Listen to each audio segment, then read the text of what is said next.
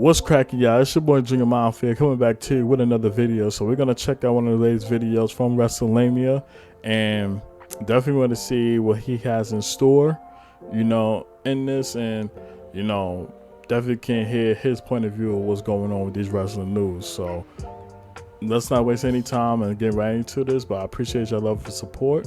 Let's do the damn thing. What is going on, guys? It is Wrestlelamia here, back with some more news. Join us now as we look at the wildest news stories and rumors you need to know, including Randy Orton's opponent at WrestleMania rumor, the real reason why Travis Scott slapped Cody Rhodes, WWE accidentally revealed El Grande Americano's secret identity, they've also made a slight change to his character, Nick Khan believes AEW talent will come to WWE, an update on Mariah May to WWE, a major WWE main roster push for an NXT superstar, and much more. Be sure to subscribe and hit that notification bell for daily wrestling videos, and follow us on Facebook. Yeah, make sure y'all follow Wrestlelamia. Also check out our new videos on Wrestlelamia XL. Now let's do the intro and get straight into our first story. Let's get it.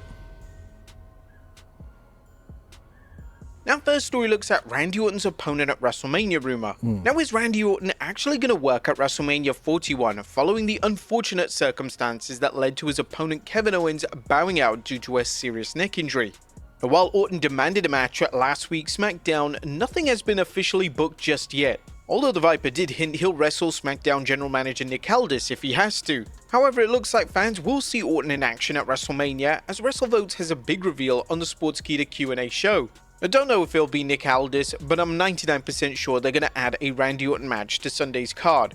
I've been able to lock down who the opponent is, which is a good thing. At this point in the game, I would say you got Randy Orton unfortunately in this to-be-determined type of opponent for WrestleMania. You have to try and make the most of it. I would say right up until he's in the ring, don't announce his opponent. It seems there could be an array of opponents lined up to face Randy Orton, the favorite being Nick Aldis at this point. But it could also be Solo Sikoa, or if WWE really want to shock everybody in the Allegiant Stadium, they might have a returning Rusev or Aleister Black face him as a surprise opponent, much like they did with Seth Rollins when Cody Rhodes came out at WrestleMania 38. But who would you guys like to see Orton wrestle this weekend? Let us know in the comments down below. Next up, the real... And here's the deal. Personally, for me, WrestleMania without Randy Orton feels weird, and I think they're gonna have a match for him, even if it's impromptu and whatnot. So there's that. The only question is, who can it be? And some people think it could be Nick Aldis. I thought so too. Now with Kevin Owens, dealing with next, he's gonna go get neck surgery. Excuse me. Praise to him. I hope everything goes well and he returned back to the ring in due time. But seeing the list that he put up, whether it's returning Rusev or Aleister Black or whatnot, I'm all for it. I'm okay with that. And in this case for Solo, not so much. I don't truly believe Solo versus Randy Orton is gonna hit like everybody's expecting that. And this is Randy Orton we're talking about, so you want to give him a good opponent that we're probably seeing quite some time, or a long time at that, being a match for him.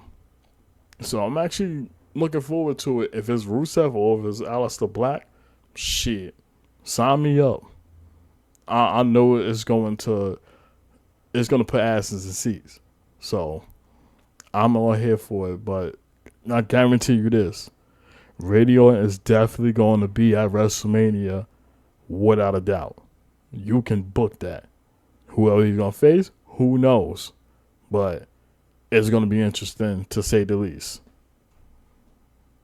Real reason Travis Scott slapped Cody Rhodes. Now, who was responsible for the wicked slap Travis Scott laid on Cody Rhodes during John Cena's shocking heel turn at Elimination Chamber?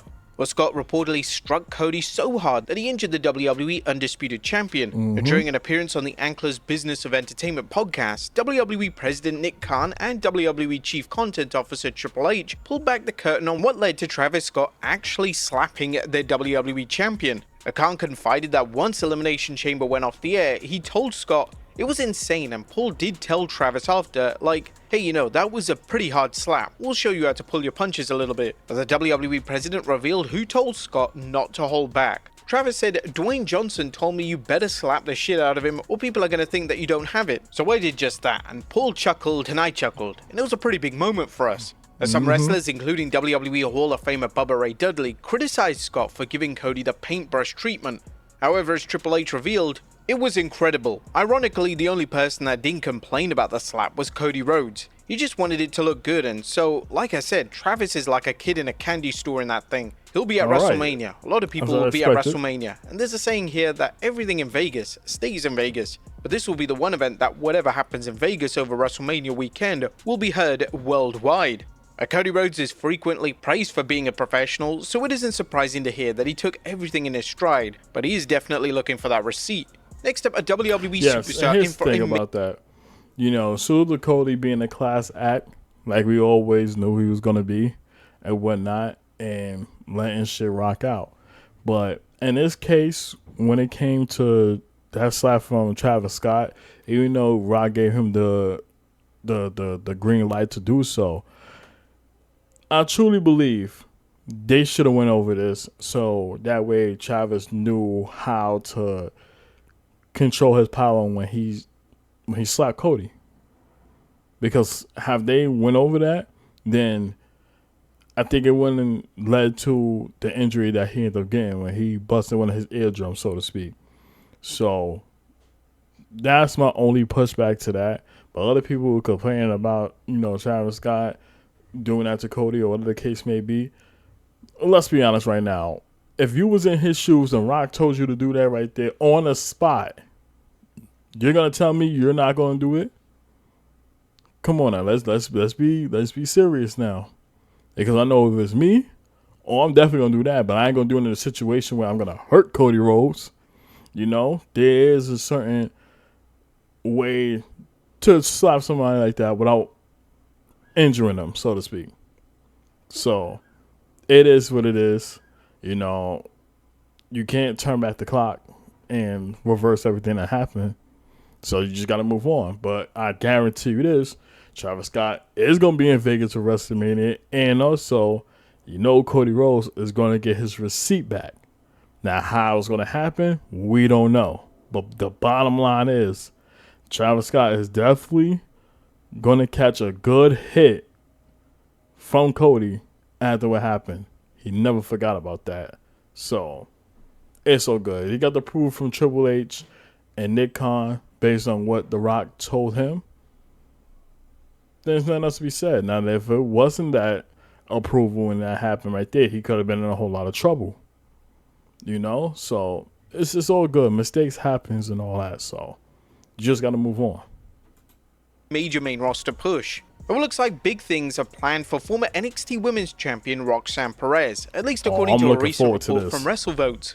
I do believe she's part of the main roster post-WrestleMania. She's going to get a good spot and push too when she's officially on either Raw or SmackDown. She's got a hell of a career lined up for her.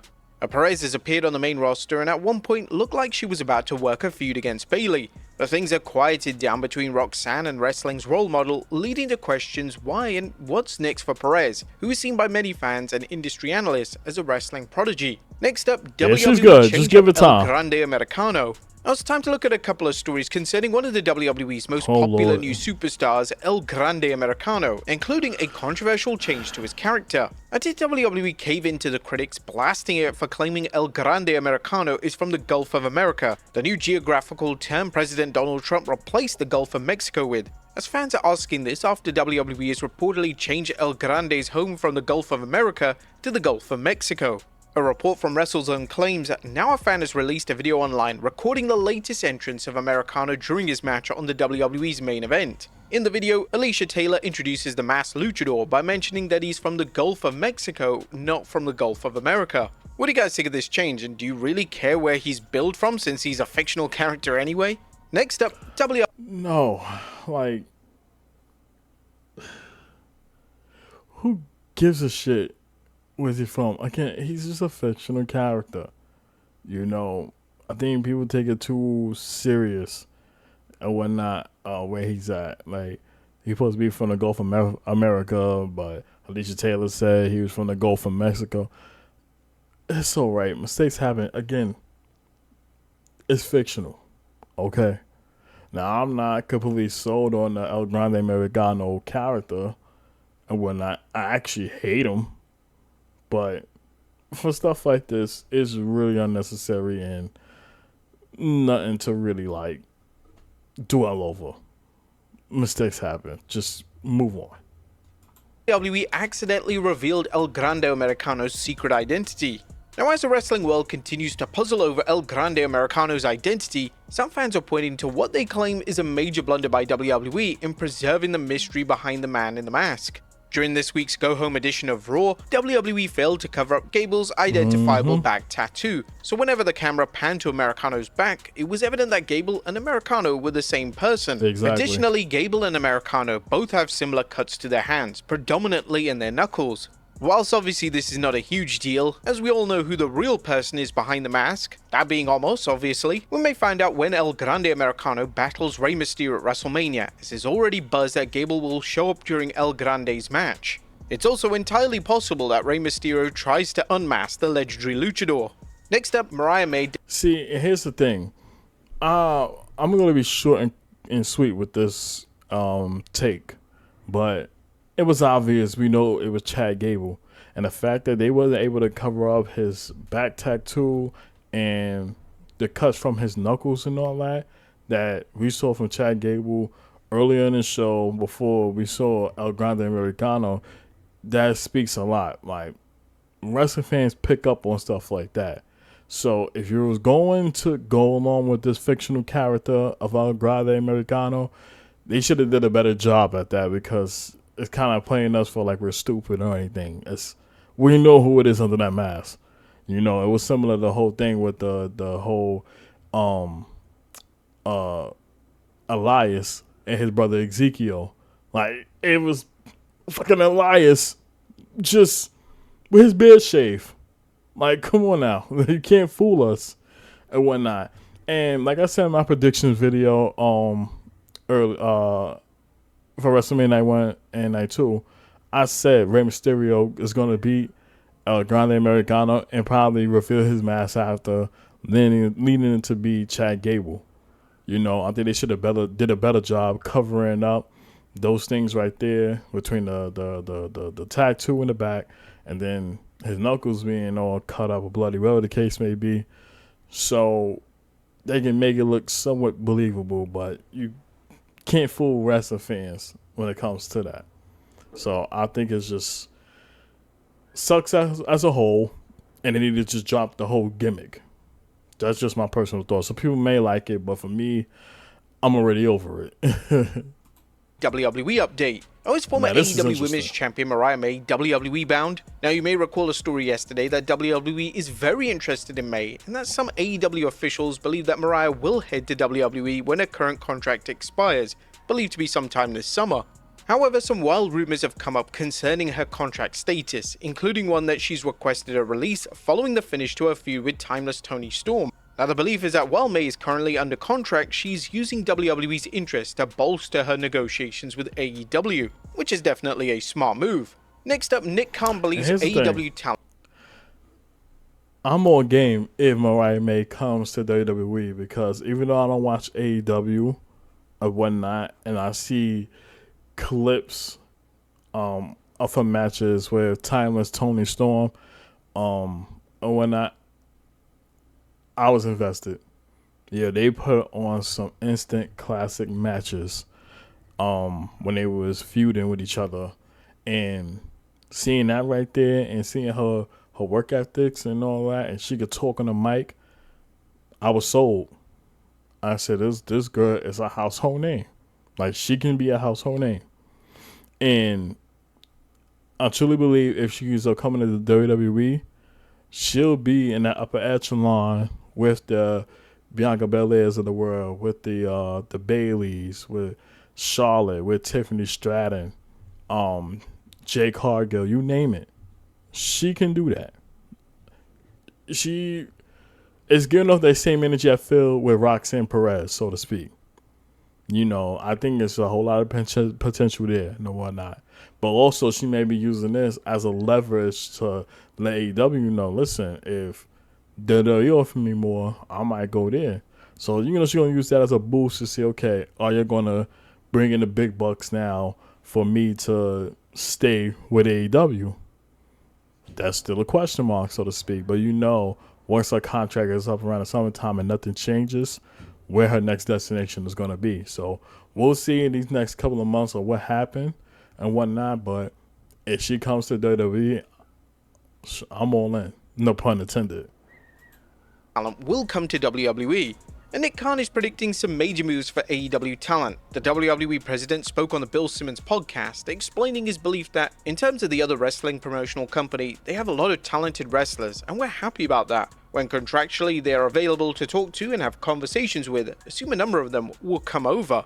That'll be interesting to see how WWE handles the influx of former WWE talents who jumped to AEW and AEW Originals. But speaking of AEW, what does Nick Khan think about AEW's owner, Shahid Khan? Well, during his talk with Bill Simmons, Nick mentioned AEW's owner. Nothing but respect to the father who finances it and owns the Jaguars and all those other things. So there's definitely some mutual respect there. I get it for Next the up, accent. Triple H calls...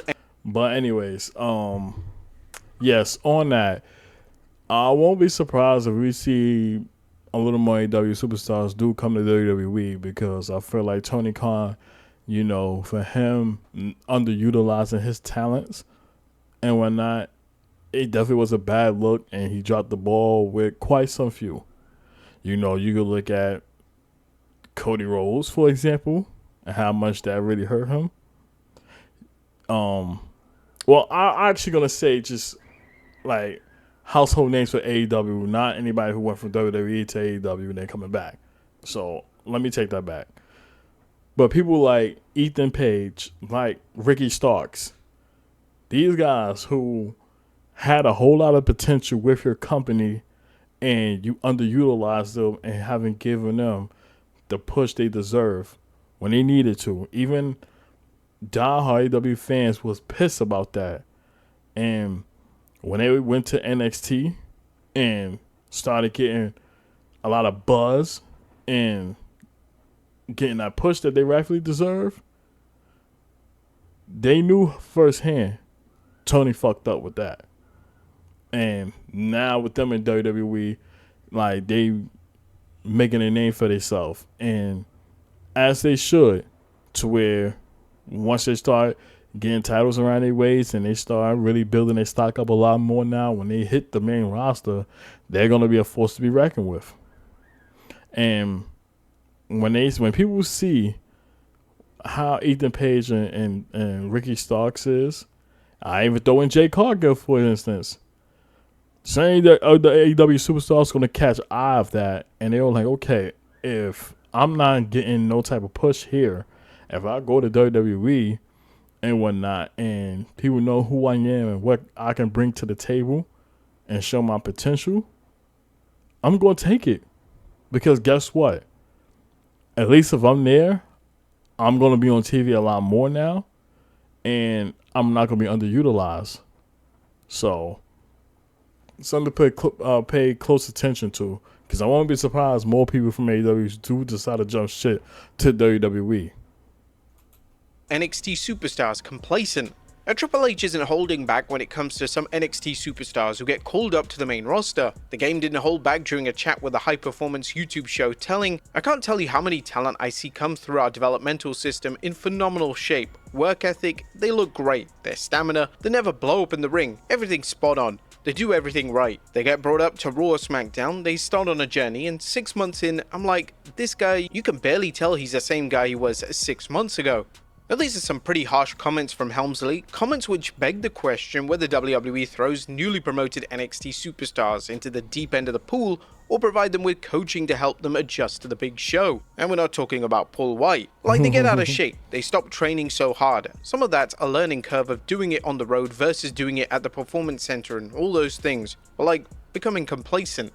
Now, someone playing devil's advocate might argue that WWE's main roster booking is so inconsistent that newcomers rarely get matches, and it's easy for them to start piling on the ring rust when they're sitting in catering. But what do you guys think of Hunter's comments? Is he right? Next up, Roman. Here's the deal.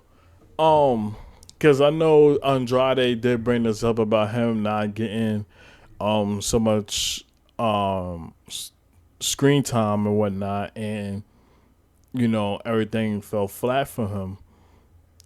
I would say this: it did when he did after that feud with him and Carmelo Hayes and whatnot, when they were battling for each other. It was like a best of 7 series or some shit like that. And the winner faced LA Knight for the United States Championship. I think that was very interesting. And Andrade being a victor of that one, I thought they was gonna push him to potentially become United States champion. But when that didn't happen and all that, and this is around the time when Shinsuke Nakamura came back in the picture and he ended up being United States champion, I did kind of feel bad in the sense of Andrade because he definitely was pretty damn good and whatnot. And they built him up to where he can become United States champion. So I was upset with that. But everything else past that, like even with the Dragon Lee situation, it's not like he's been underutilized. They just haven't had nothing for him. Like if you don't get nothing that fans is gonna sink their teeth into, then it's just a waste. That's all I have to say. And you can't look at it from that point of view of, oh, I'm not being used a certain way and I'm just lost in the shuffle. Nah, you just got to get better at your craft. Even if that means from a promo standpoint or in ring, don't matter what it is. You have to take it to the next level, because if you do that right there and show improvement, things may drastically change to where now people are going to start paying more close attention to you and all. You know what I mean? So you can't just only blame that on, them not, using you in that type of aspect. No. You just got to get better and continue to be better. That's it. Roman Reigns defends work ethic. Now is Roman Reigns a part-time performer who milks the WWE for a small fortune? Well, the accusation is hardly new, although that didn't stop Seth Rollins from raising it again on this week's Raw.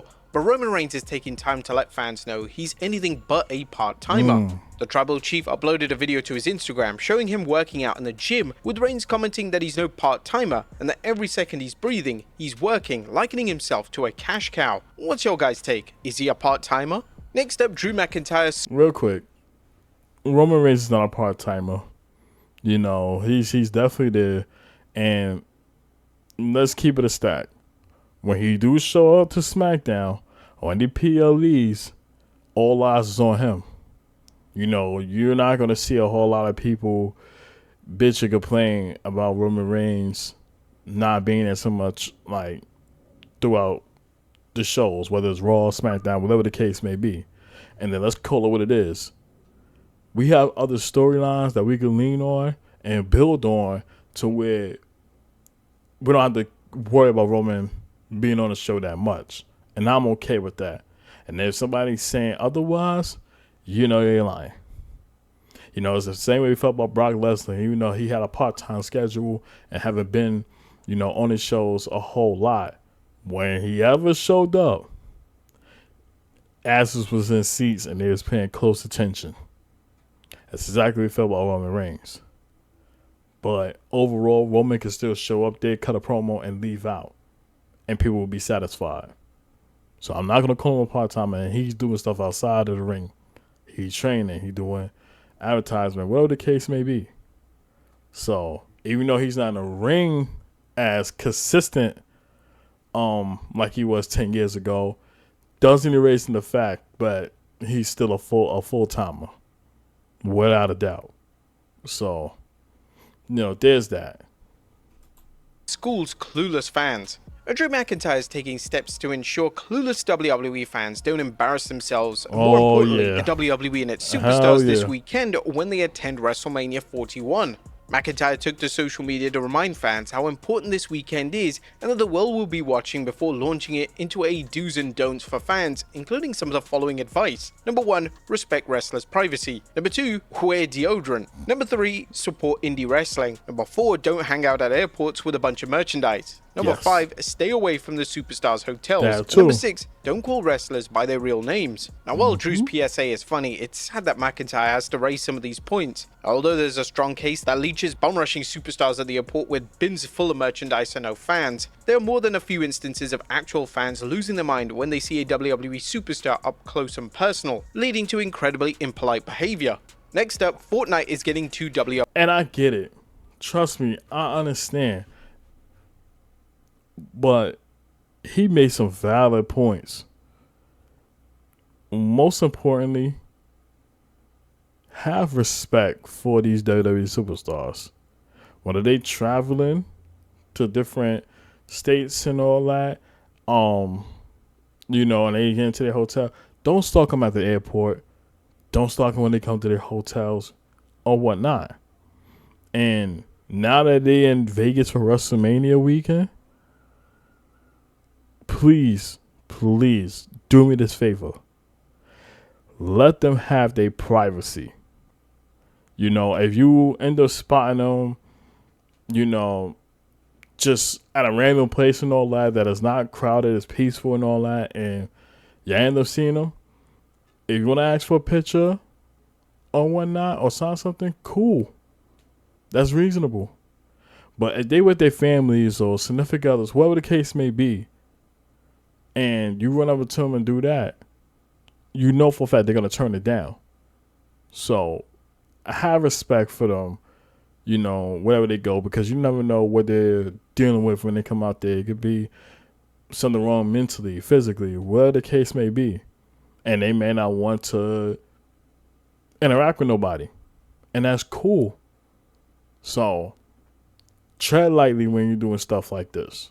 Do not be no fucking creep. And most importantly, wear deodorant. Because I know there's a whole lot of sweat hogs that be sitting there trying to get pictures with them and all that right now. And they be smelling like some funky motherfuckers. And that's a turnoff. So wear deodorant out there. It's going to be hot in Vegas, so wear deodorant. And don't stalk them. Please. That's all I ask. Have respect. WWE superstars. WWE fans and gamers alike take note as Fortnite is bringing in Cody Rhodes and The Undertaker to the Fortnite popular cooking. video game. Now, the two superstars are coming to the game this Friday, and the full bundle will cost 2,800 V-Bucks. And finally, Cody Rhodes enters the Elite Club. And last but not least, congratulations to Cody Rhodes on entering Rarefied Air when he defends his WWE Undisputed Championship against John Cena. Fightful Select is reporting that the American Nightmare will join Roman Reigns, John Cena, Triple H, Hulk Hogan, and The Rock as the only handful of WWE superstars who have main evented 3 consecutive WrestleManias. Wow. This is an awesome achievement. But there you have Hell it, folks. yeah. I'll look at the most wildest news stories and No doubt. Salute to Cody Rhodes, man. I'm definitely glad that he's getting a recognition and whatnot. He definitely deserves his flowers for that type of accomplishment, man.